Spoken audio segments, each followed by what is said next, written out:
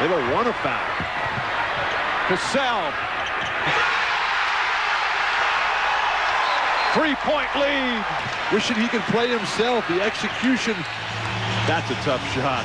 Sam Cassell. You are currently watching one of the most iconic celebrations of the early 2000s, a dance that involves Sam Cassell telling the world that he has enormous confidence. This celebration is funny. It certainly caused a giant spectacle. It in all likelihood made Cassell's opponents mad, and it also cost the Minnesota Timberwolves the 2004 NBA championship. Yes, that is right. What if I were to tell you that the 2004 Minnesota Timberwolves were well on their way to winning the 2004 NBA championship before Sam Cassell, an all-star in 2004, who was the Timberwolves' second best player, suffered a hip injury, and his coach pointed to this dance as the reason for that injury. Weird, right? Well, that is what today's video is all about. The absolute weirdest ways teams have either lost or cost themselves an NBA championship. So what's up guys, Mike here, and all I have to ask is please subscribe and turn on post notifications if you're new. We're out here grinding. We're posting 3 videos a week. You're not going to want to miss a single one. And also, if you could like this video, it would help out a ton with YouTube's algorithm, and I would appreciate it a ton. Continuing on with this video, we are going to start with Sam Cassell and continue on with some very weird stories, but starting with Sam, the 2004 Minnesota Timberwolves won 58 games and were primed to make a real run at the NBA championship. In fact, Minnesota was actually the #1 seed in the Western Conference in 2004, and Kevin Garnett on the Timberwolves was the league's MVP. If Minnesota ever had a chance at winning a title, it was in 2004, and after they advanced all the way to the Western Conference Finals, it was expected that the Wolves would give the Lakers all they could handle. Only, let's look back at Game 2 of the Western Conference semifinals, where Sam Cassell connects on this shot.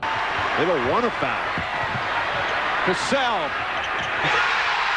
As you just saw, this shot gave the Wolves a 3-point lead, a lead that they would hold, as they not only took Game 2 of this series, but they won this series in 7 games, which is all fine and good. However, the problem comes with Sam Cassell's dance after the shot, because apparently this dance did more than just potentially embarrass the Sacramento Kings. It led to an injury that cost the Timberwolves a real chance at the NBA Finals. As Sam's coach Flip Saunders would later say, "We lost a championship by that." When Cassell did that, he had an avulsion fracture in his hip. So from that perspective, I've always been against that type of thing. Yes, headed into Game 2 of the series, Sam already had a fracture in his hip, and this dance would aggravate that injury and make it even worse. And if you were a Minnesota Timberwolves fan at the time, this was very unfortunate, because when we look at this from a historical perspective, remember, the 2004 Detroit Pistons would actually take down the Lakers in the finals that year, and so if Minnesota was able to take down LA, well then anything could happen in the finals, especially again with the MVP, Kevin Garnett, playing for the Timberwolves. And the thing is, it was Sam Cassell's play in the Western Conference Finals against the Lakers that cost his team the series. Because in 2004, not only was Sam Cassell an all-star, but he was also second on the Timberwolves in scoring with 19.8 points per game and first in assists with 7.3 assists per game. Those numbers mostly held true during the first 2 rounds of the playoffs, as against the Kings and Nuggets, Sam averaged around 19 points and 5 assists a night, which is why it was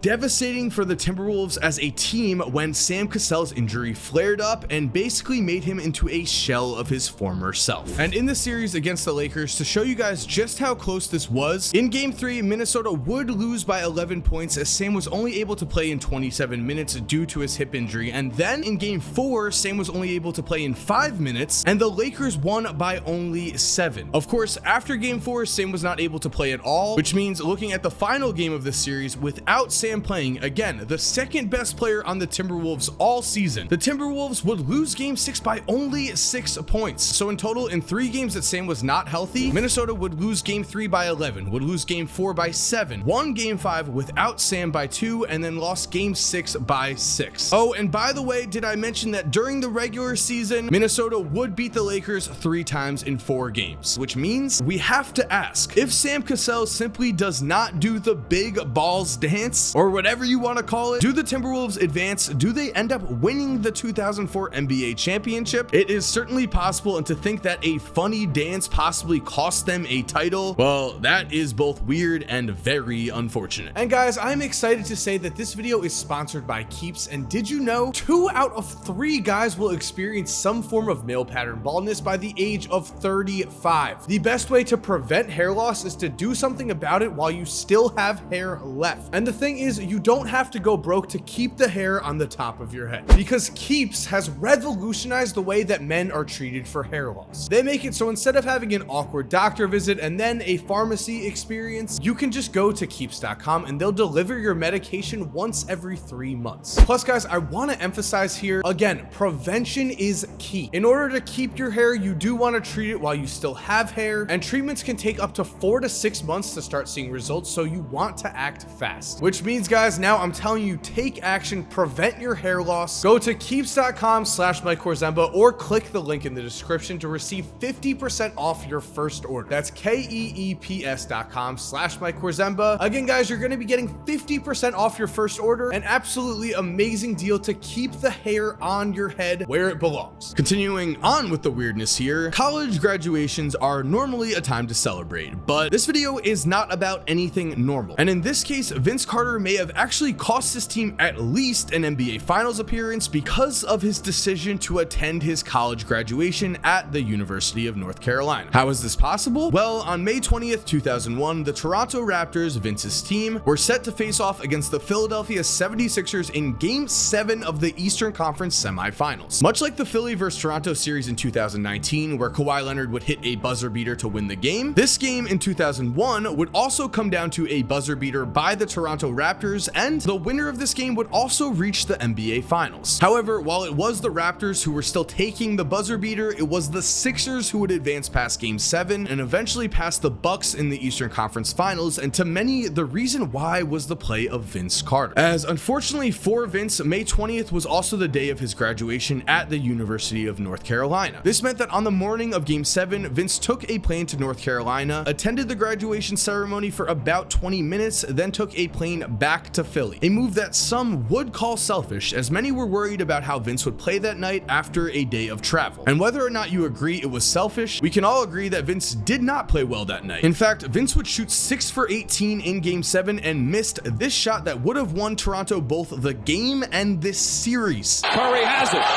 Carter trying to get free. Carter at the buzzer. No good.